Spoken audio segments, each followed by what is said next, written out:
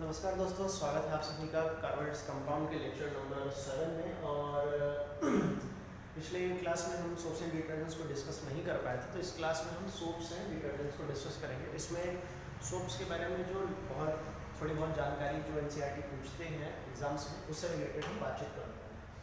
ठीक है, और आज कुछ मिक्स क्वेश्चंस भी करेंगे क्लास के एंड में।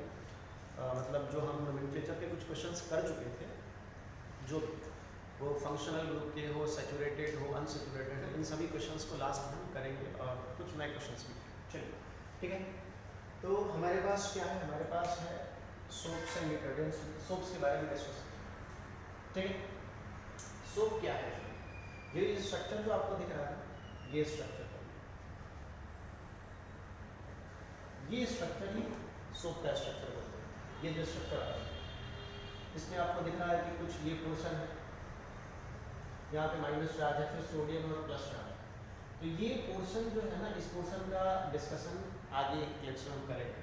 तो सबसे पहले जो है बातचीत हम कर लेते हैं इसके सोप्स के बारे में। जो जानकारी दिया है क्या क्या है? सोप इज अ सोडियम और potassium salt of some long chain of carboxylic acid और फैटी एसिड। आपको ये चीज बता देते हैं कि ये चेन एक्चुअली ये चेन किसका है? ये कार्बन का चेन है। ये ऐसा क्यों है? क्योंकि हम लोग क्लास 10 में बॉन्ड लाइन स्ट्रक्चर नहीं पढ़ते हैं, इस वजह से ऐसा कुछ हमें क्लियर समझ में नहीं आ रहा है। एक्चुअली ये कार्बन का ही चेन है, जहाँ पे कार्बन को डॉट से दिखाया जाता है, उसके बीच के बॉन्ड्स को लाइन से दिखाया जाता है। ये आज हम बताएंगे जरूर आपको कि कैसे कार्बन को इस तरह दिखाया जाता है। इसके बारे में बिल्कुल बताएंगे, बस आराम से लेक्चर को कंटिन्यूसली देखिए। ठीक है, ये पोटेशियम और सोडियम का क्या है? सॉल्ट है। इसमें आपको यहाँ पे सोडियम दिख रहा है, यहाँ पोटेशियम भी हो सकता है। ठीक है, अच्छा, सोडियम और पोटेशियम अलग अलग। सोडियम का क्या मतलब है, पोटेशियम का क्या मतलब है? तो उसके बारे में क्या लिखा है कि अगर हम सोडियम का सॉल्ट ले, जो कि यहाँ पे आपको दिख रहा है, ठीक है, तो सोडियम सॉल्ट जो होता है उसको हार्ड सोप के नाम से जानते हैं। हार्ड सोप मतलब अगर आपको दिख रहा है कि ये सोडियम यहाँ लगा है, इसका मतलब ये हार्ड सोप है। अगर इसके जगह आपको पोटेशियम दिख रहा है, जैसे कि यहाँ पे पोटेशियम का सॉल्ट है, तो जो पोटेशियम का सॉल्ट होता है उसको हम सॉफ्ट सोप बोलते हैं। ठीक है, सॉफ्ट सोप। क्लियर? तो ये इंफॉर्मेशन आप नोट डाउन कर सकते हैं, इसके बाद हम आगे चलेंगे। ठीक, क्लियर है? तो हो चुका हो, चलते हैं आगे। अब देखिए इसमें क्या है, जैसे हम क्वेश्चंस में एक दो बार देखे भी हैं इससे रिलेटेड, तो इसको हम नोट कराते हैं। क्या है, नोट में देख लीजिएगा। नोट लीजिए है हार्ड वाटर। आप लोगों को लगता होगा हार्ड वाटर मतलब ऐसा पत्थर होता होगा, ऐसा पानी बर्फ बन गया तो हार्ड वाटर, वैसा कुछ है। हार्ड वाटर वो होता है जो सॉल्ट एक्चुअली होता है, जिसमें मैग्नीशियम और कैल्शियम कंटेन है। ठीक है, किस तरह के? सोप्स के सॉल्यूशन। ठीक है, जिसमें मैग्नीशियम और कैल्शियम कंटेन करे, ऐसे सॉल्ट को हम बोलते हैं हार्ड वाटर। ठीक, जो कि मैग्नीशियम या कैल्शियम कंटेन करे वाटर के अंदर में, वो सॉफ्ट सॉल्यूशन हार्ड वाटर कहलाता है। मतलब हार्ड वाटर क्या है? Hard water which contains salt of magnesium and calcium react with soap to form magnesium and calcium salts of fatty acid, in known as hard. अब soaps के बारे में देख लिया। डिटर्जेंट्स क्या है? डिटर्जेंट्स एक्चुअली हम लोग खुद प्रिपेयर करते हैं, और ये सोपलेस होता है। सोपलेस कहने का मतलब इसमें वो पार्ट नहीं होता है जो सोप में होता है। इसमें क्लियरली लिखा है कि they are also called synthetic detergents. Synthetic का मतलब खुद से जो बनाते हैं, और ये सोपलेस होता है। ठीक है, सोपलेस सोप होता है, मतलब इसमें वो नहीं होता। हाँ, ये कंटेन करता है सोडियम सॉल्ट, सोडियम सॉल्ट का लॉन्ग चेन, और साथ में benzene sulphonic acid. Benzene sulphonic acid कहने का मतलब सल्फोनिक एसिड में बेंजीन अटैच्ड हो, या फिर अल्काइल हाइड्रोजन सल्फेट। ठीक है, अल्काइल हाइड्रोजन सल्फेट। ये आपको मतलब ऐसा लग रहा है कि सर क्या क्या आप नाम बता रहे हैं, ये अजीबोगरीब नाम है, समझ में तो आ नहीं रहा है, सुनने में कुछ ऐसा लग रहा है, क्या होता होगा? सल्फोनिक एसिड, जैसे कार्बोक्सिलिक एसिड होता है वैसे सल्फोनिक एसिड होता है, और उसमें अगर हम बेंजीन लगाते हैं तो वो बेंजीन सल्फोनिक एसिड का। अगर सल्फेट होता है, सल्फेट में अगर हाइड्रोजन के साथ अल्काइल लगा दे, अल्काइल वही जो अल्केन से एक हाइड्रोजन हटाने निकालने के बाद बनता है जो अल्काइल, वही अल्काइल। तो डिटर्जेंट्स के बारे में बहुत ज़्यादा इन्फॉर्मेशन है नहीं, एनसीईआरटी में इतना ही है, और जो कि सफिशिएंट है, इससे ज़्यादा लोग पूछते हैं। हाँ, ये मोस्ट इंपॉर्टेंट पार्ट है जिसको हमें डिस्कस करना है। इसके बारे में क्वेश्चन पूछा भी जाता है, बार बार पूछा जाता है। ये स्ट्रक्चर मैंने पहले से बना के रखा है क्योंकि इसमें बहुत टाइम लगता है, थोड़ा सुंदर बनाए ताकि आप भी बोर्ड में जब बनाए कॉपी पे तो इस तरह का स्ट्रक्चर बनाए ताकि देख के थोड़ा अच्छा लगे। एक्चुअली ये जो है ना, यही है मिसल फॉर्मेशन ऑफ मिसल जो बोलते हैं, यही। इसमें क्या होता है, ये ऑयल ड्रॉपलेट, ये ऑयल ड्रॉपलेट मैं दिखाता हूँ आपको। ये है oil droplet, oil droplet.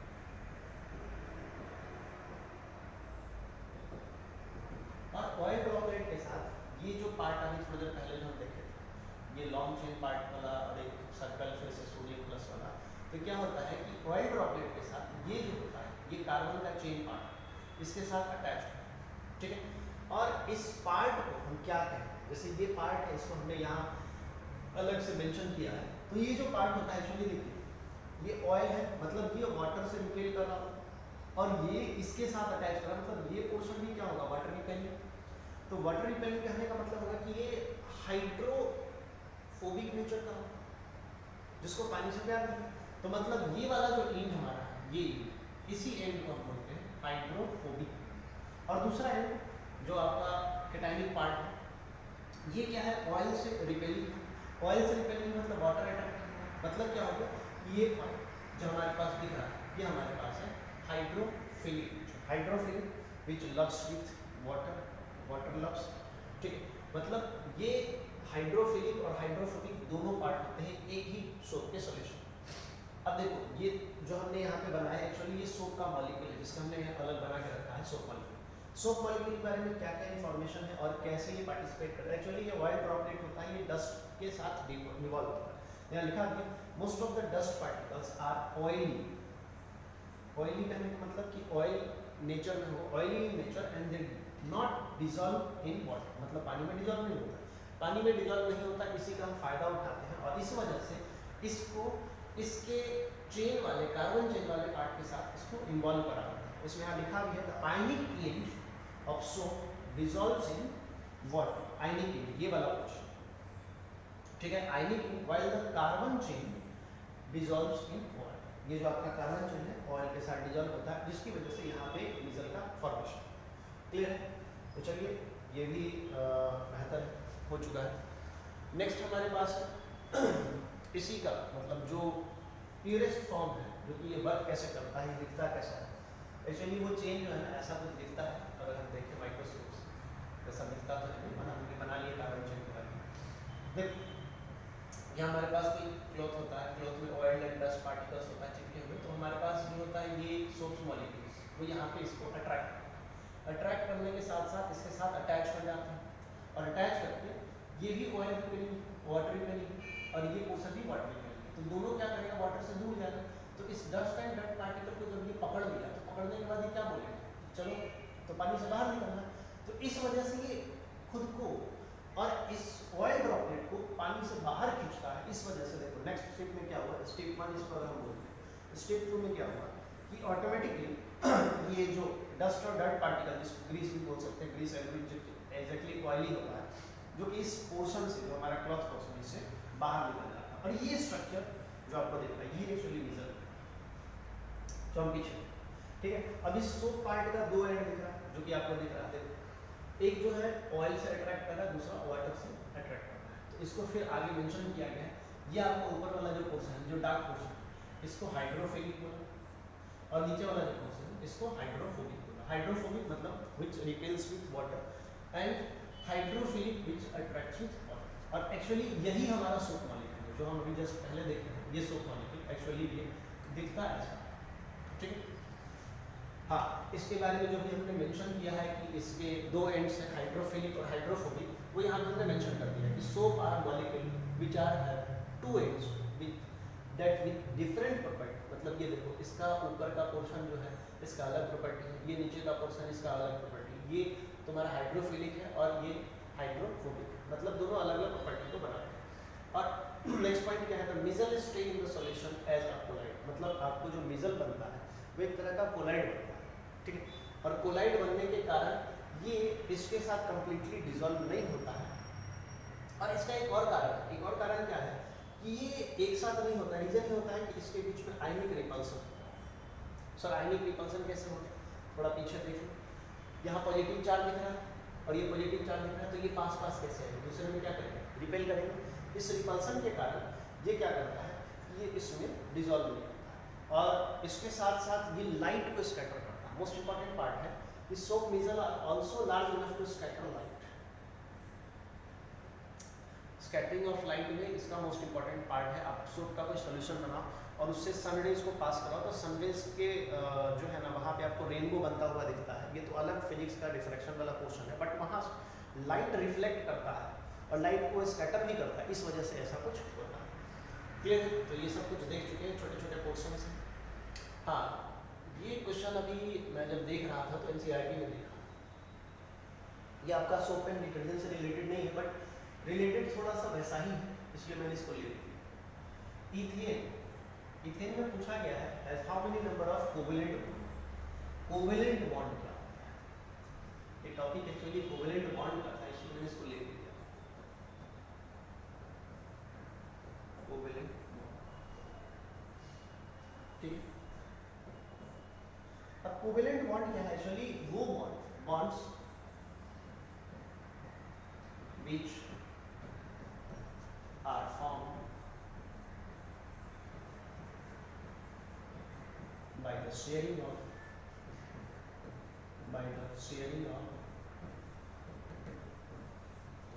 electrons।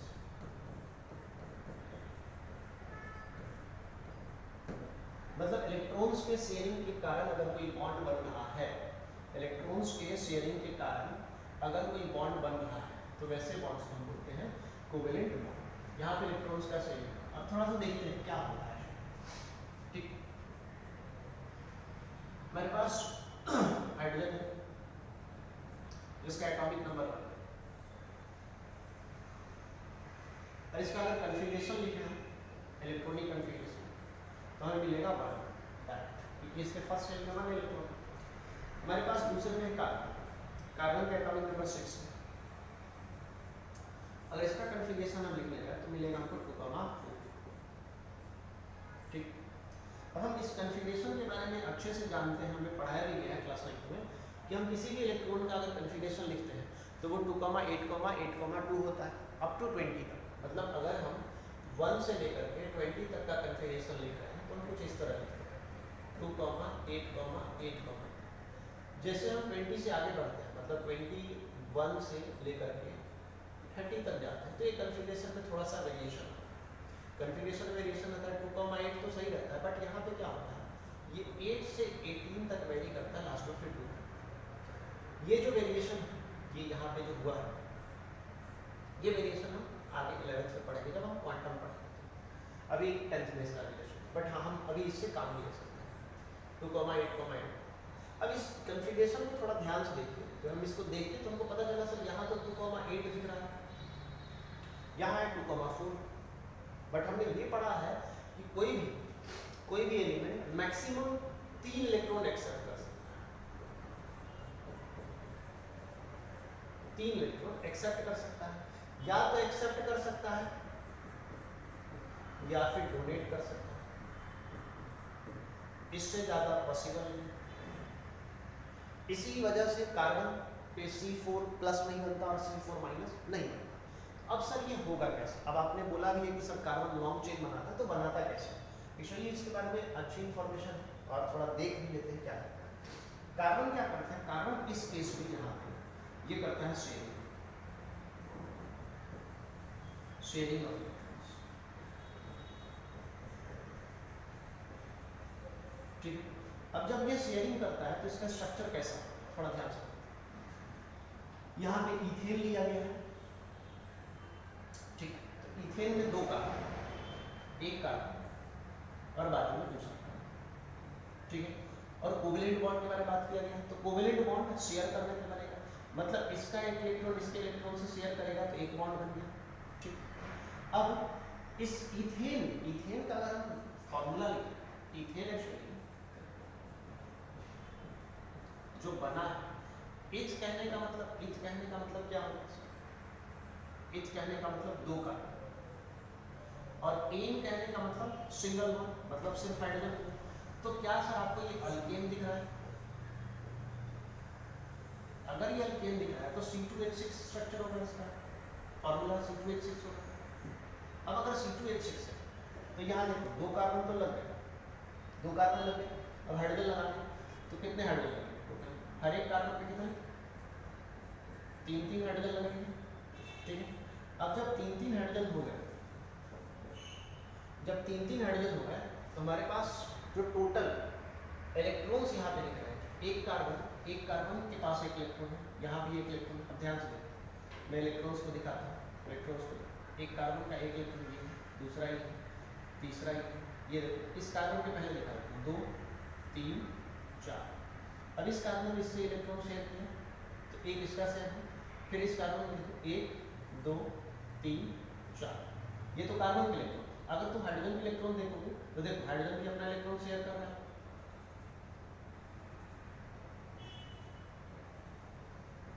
पर एक बॉन्ड में आपको कंप्लीटली दो इलेक्ट्रॉन्स दिख रहा है। तो जो स्ट्रक्चर यहाँ आपको दिख रहा है, यही स्ट्रक्चर जो आपको दिखा रहा है, पर ये जो बॉन्ड आपको दिखाया है, ये जो बॉन्ड, ये या फिर आप कार्बन हाइड्रोजन के बीच का बॉन्ड, यही बॉन्ड्स जो यहाँ पे बने हैं, कार्बन हाइड्रोजन का जो भी बॉन्ड्स बने, इसी को हम बोलते हैं कोवेलेंट बॉन्ड्स,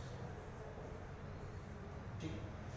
और ये आपका इस इथेन का नंबर ऑफ कोवेलेंट बॉन्ड पूछा, तो नंबर ऑफ कोवेलेंट बॉन्ड पूछा तो भाई साहब इसमें कितने कोवेलेंट बॉन्ड, तो गिन लो, 3 इधर है और 3 इधर है, 6 और 1 इधर। तो मतलब नंबर ऑफ कोवेलेंट बॉन्ड हम यहाँ पे आंसर डायरेक्ट लिख सकते हैं, number of covalent bond, number of covalent bonds कितने होंगे टोटल? टोटल 7, मतलब ये आंसर है। और पता है ये 3 नंबर का क्वेश्चन, सोच लो कितना आसान क्वेश्चन पूछा जाता है, ठीक है। तो हमने कोवेलेंट बॉन्ड पढ़ लिया इस क्वेश्चन के सहारे और देख भी लिया, हमने स्ट्रक्चर ऑफ इथेन देख लिया, नंबर ऑफ कोवेलेंट बॉन्ड देख लिया। चलिए आगे क्या है देखो, अरे यार अच्छा इसी से रिलेटेड है, ये इसी से रिलेटेड है, तो थोड़ा देखते हैं इलेक्ट्रॉन डॉट स्ट्रक्चर क्या होगा। एक्चुअली कोवेलेंट बॉन्ड के बाद ये स्ट्रक्चर सीखना बड़ा आसान है। मान लो हमारे पास कोई स्ट्रक्चर है, इससे पहला स्ट्रक्चर हम CH4 लेते हैं, ठीक। अब इस पे इलेक्ट्रॉन डॉट में दिखाना कैसे, इसको बड़ा आसान है, इलेक्ट्रॉन डॉट स्ट्रक्चर या फिर लुईस डॉट स्ट्रक्चर भी इसमें। अब मान लो हमारे पास कार्बन, मान लो क्या है, अब कार्बन का ये देखिए, इसके फर्स्ट सेल में 2 इलेक्ट्रॉन है, लास्ट वाला जो सेल है, इसके लास्ट वाले सेल में कितने इलेक्ट्रॉन है? 4। अब दिखा दो 4, 1 2 3 4, ठीक है। और एक हाइड्रोजन मान लीजिए, ठीक है, प्यारा सा हाइड्रोजन, और इसके पास भी एक, ठीक। अब ये इसके पास जा रहा है, क्या करें, ये जा रहा है भाई साहब शेयरिंग ऑफ इलेक्ट्रॉन, ठीक है। अब शेयरिंग ऑफ इलेक्ट्रॉन करने जा रहा है तो ये सोच रहा होगा मन ही मन की पता नहीं क्या होगा या नहीं होगा। तो आप लोग ज़्यादा समझदार है, क्या होगा नहीं होगा आप तो समझते हैं, बताने की ज़रूरत नहीं है, ठीक है। मैं आपसे बात कर रहा हूँ तब तक पता नहीं देखते ही देखते क्या से आगे वाला लाइन जानते हो, क्या से क्या हो, ठीक है। एक कार्बन कितने हाइड्रोजन लेके बैठा, आपको दिख रहा है यहाँ पे 4, मतलब समझे एक से काम नहीं चला, एक से काम नहीं चला। हमारे पास कितने हाइड्रोजन, हमारे पास एक कार्बन में टोटल 4 हाइड्रोजन, एक नहीं 4। देख हमने बोला था देखते ही देखते क्या से क्या, हमने बोला आपने विश्वास किया और हाइड्रोजन ने अपना काम किया। ये जो इलेक्ट्रॉन्स मैं आपको दिखा रहा हूं, ये इलेक्ट्रॉन्स कार्बन, ठीक है। और आगे जो इलेक्ट्रॉन्स मैं दिखाऊंगा वो इलेक्ट्रॉन्स आपके हाइड्रोजन।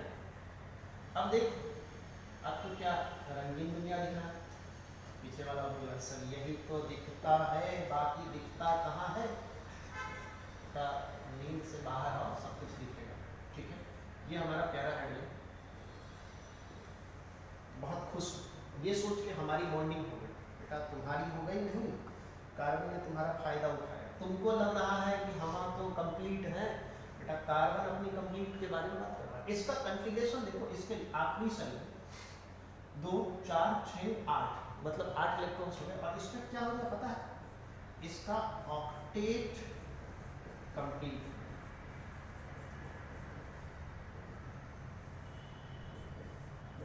इसका ऑक्टेट कंप्लीट किया। पता है इसको क्या बोलते हैं? इसी को हम बोलते हैं ड्राइविंग फोर्स। ड्राइविंग फोर्स, अब वो वाला नहीं, गाड़ी चलाने वाला नहीं, मतलब इसका जो नेसेसरी और रिक्वायर्ड फोर्स, उसी को बोलते हैं ड्राइविंग फोर्स। अच्छा, दूसरा पॉइंट क्या होगा? दूसरा पता है आपको? इस हाइड्रोजन का डुप्लीट कंप्लीट हो गया। डुप्लीट कंप्लीट, हाइड्रोजन का डुप्लीट कंप्लीट हुआ और कार्बन का ऑक्टेट कंप्लीट हुआ। और एक्चुअली जो आपको ये दिख रहा है ना शानदार स्ट्रक्चर, इसी स्ट्रक्चर को हम लोग कहते हैं, हम लोग क्या आप भी कहते हैं और सभी लोग कहते हैं, इसी स्ट्रक्चर को हम कहते हैं इलेक्ट्रॉन डॉट स्ट्रक्चर। इलेक्ट्रॉन एक थोड़ा सुंदर बढ़िया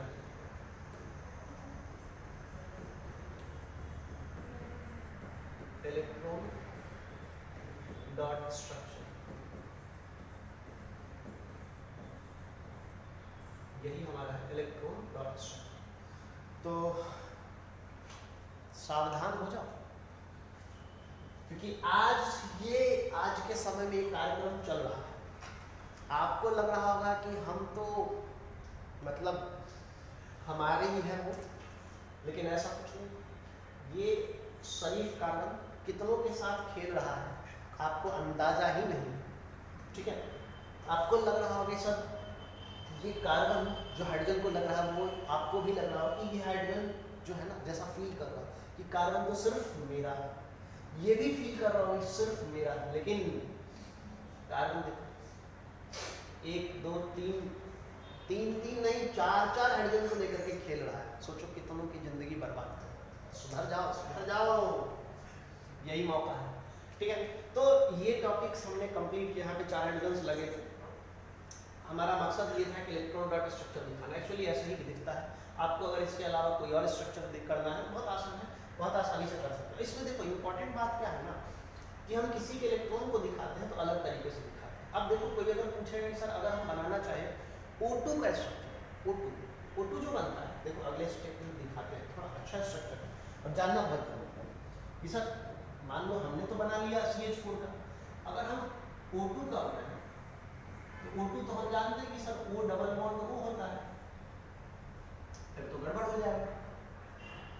गड़बड़ नहीं होगा। देखो क्या होता है कि ऑक्सीजन का अगर कन्फिग्रेशन तुम देखो तो ऑक्सीजन का कन्फिग्रेशन 2,6। अब ऑक्सीजन आखिरी वाले सेल में 6 इलेक्ट्रॉन रखता है।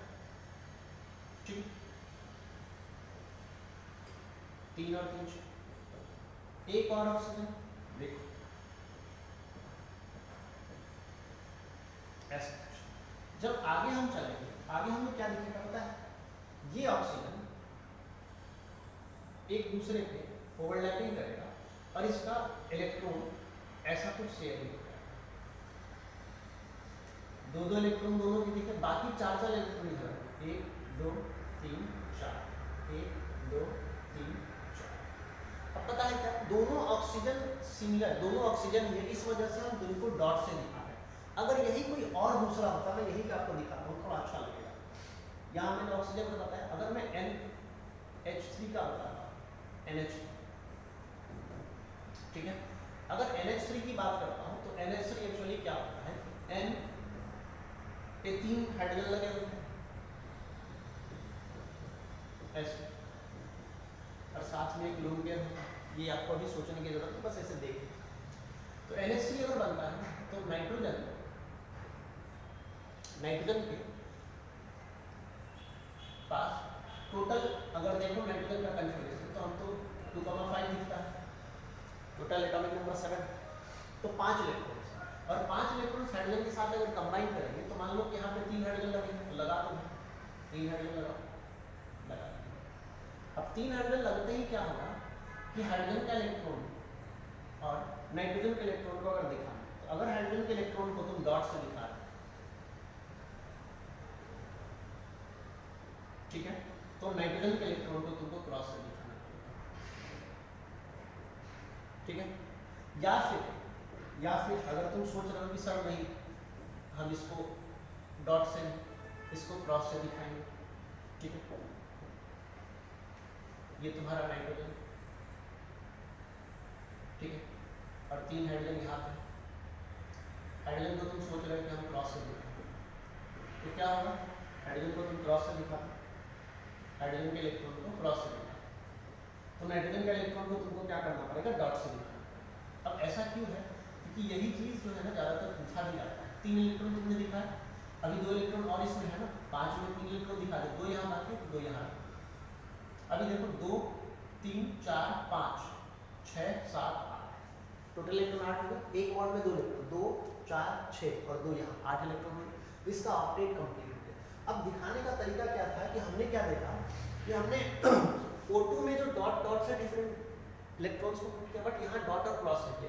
इससे ऐसा किया क्योंकि आपको क्लियरली समझ में आया कि डॉट वाला जो है ना एक्चुअली नाइट्रोजन का है, क्योंकि इसके ऑर्बिट पे दिख रहा है, और क्रॉस वाला हाइड्रोजन का इलेक्ट्रॉन। ये दिखाना बहुत इंपॉर्टेंट है, अगर नहीं दिखाओगे ना ऐसे दोनों को डॉट रखोगे तो वो एग्जाम में समझ जाएगा कि आपको नहीं आता है पता। इसको डॉट और क्रॉस से दिखाना इंपॉर्टेंट है। अगर तुम नाइट्रोजन को डॉट से दिखाए तो सभी नाइट्रोजन डॉट वाले इलेक्ट्रॉन्स हैं, और हाइड्रोजन के इलेक्ट्रॉन को क्रॉस से दिखाना तो क्रॉस से। तो ये बहुत इंपॉर्टेंट। अभी अगर हम CH4 की बात करें तो CH4 में देखो, अगर हम CH4 को देखते हैं, CH4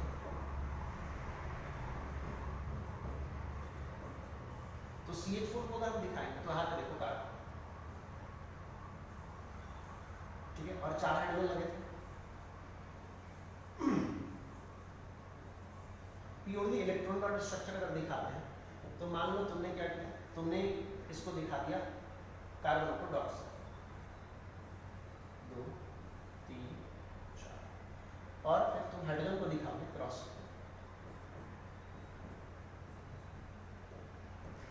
ठीक है, ये तुम्हारा है।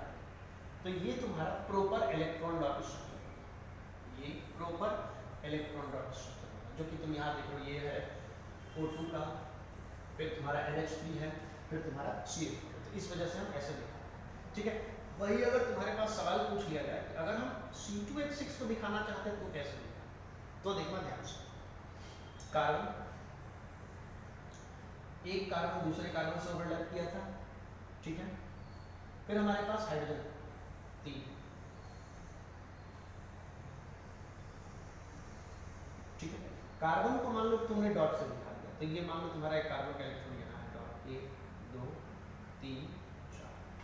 अब देखो तुमने कार्बन को डॉट दिखाया, तो इस कार्बन को डॉट दिखाया, तो इसको भी डॉट से ही दिखाना पड़ेगा, इसको क्रॉस से नहीं दिखा सकते। ये कार्बन सिंगुलर तो रखा है, 1 2 3 4। अब तुम अगर हाइड्रोजन को दिखा रहे हो तो हाइड्रोजन को डॉट से नहीं क्रॉस से दिखा,